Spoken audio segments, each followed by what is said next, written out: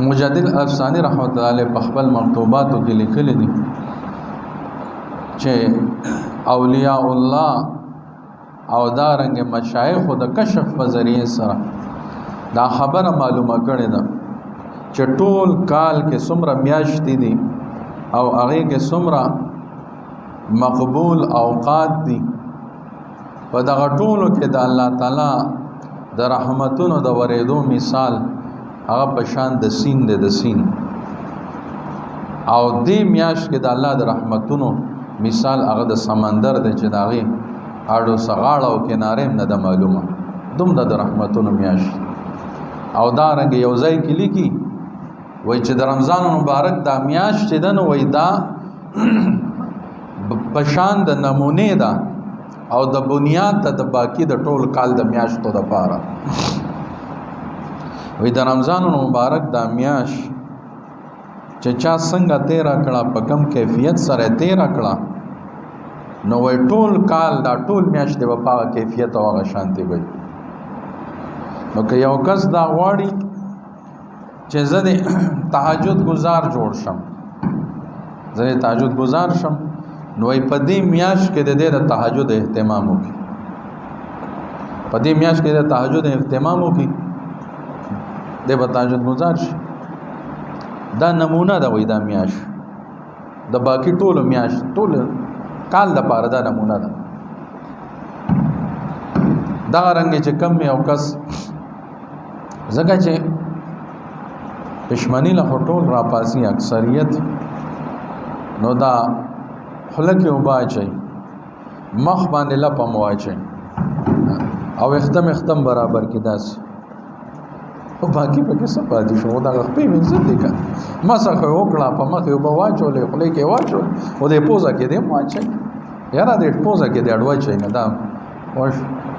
او دا خپې دې ور سره وې ترګې ټوپ نو دا څو شکن نو بس او مصالحه دا بس مصالحه باندې کګرا نه درته چاته و یا نه مصالحه راته وړوي سو پورې چې داخله کنګالو ما نو بس ہو دے گا نہیں دو رکعت ہوگا کن سو بورے چدانوں تیاری گی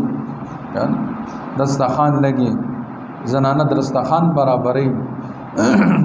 د خوراک سیزونه په برابرئی تو بګي او 2 رکعت کړي او بیا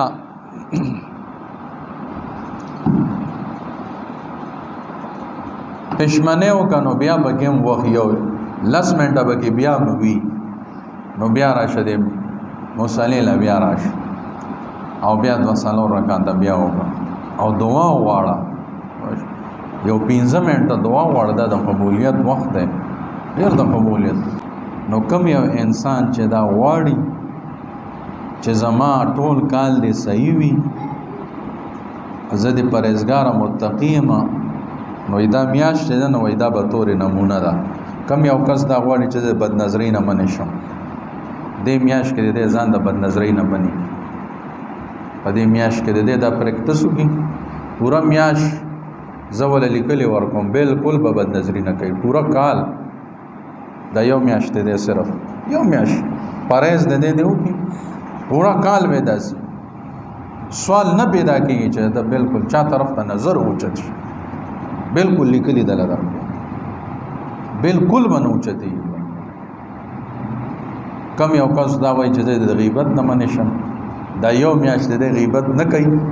بالکل به نه کوي 100% به منشي 100% غره نه 99% هم 100% به غیبت منشي بالکل نفرت به شي بالکل مکمل طبعا نفرت به پیدا شي د ګنا نه چې کم ګناه نه بس پورا دې میاش کې د ځانو ساته کنه دا غي نه بد طبعا نفرت پیدا شي لکه د ګندګۍ نه زموږه طبعا نفرت ده کنه داس د ګندګۍ نه به هم سیوا نفرت طبعا د ګناه نه پیدا شي طبيعت د دروغ نه ځان له یو کس وایي چې دروغ نه بالکل منې شم دې میاش ته د دروغ نه ځان وساتي دا یو میاش دا د پورا کال لپاره نمونه ده زکه خو الله رب العزت فرمایي د روزه د فرضیت الله رب العزت هغه حکمت بیان کړی دی، وجه بیان کړی دی. یا ایها الذین آمنوا کتب علیکم الصیام کما کتب علی الذین من قبلکم. ولی مې روزه فرض کړه لعلکم تتقون، چې تاسو کې تقوا پیدا شي، تاسو پرهیزګار شئ. نو داسې خو په څومره 25 رمضانونه تیر شو او الله د الله خبره دروغ نه ده، الله حق او سچ ویلی دي. او روزه د روزې په آداب او لحاظ ساتلو سره تونی سره ولې بني نو زمونږ روزه خو نه کنه پورا روزه دې ته نه وای. روزه د الله تعالی نافرمانی نه ځان بچ کولو ته روزه وایي. تاسو د الله حکم دی کنه خوراک سکاک بنکه د صبح صادق نواله تر غروب آفتاب پورې خوراک سکاک او دا رنګ جما وغیرہ دي سيزونه نه ځان بچ کې دا د الله حکم دی. اوس دین چې ځان بچ کې د الله نافرمانی نه دا د الله فرمان دی. د الله نافرمانی باندې کې د الله حکم باندې ماته دا روزه ده. نو دا د سترګو دا د سترګو روزه ده د الله فرمان دا دی کل المؤمنین یغضوا من ابصارهم. نبی علیہ السلام تعالی مؤمنانو ته وایي چې سترګې ښکته کوي. نو اوس دا حکم دی د الله، دا د الله فرمان دی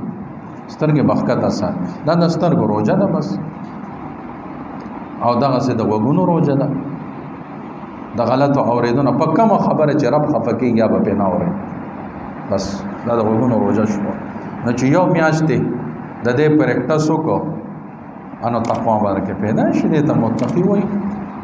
چې د الله نافرمانی نه ځان ساتي دا متقی.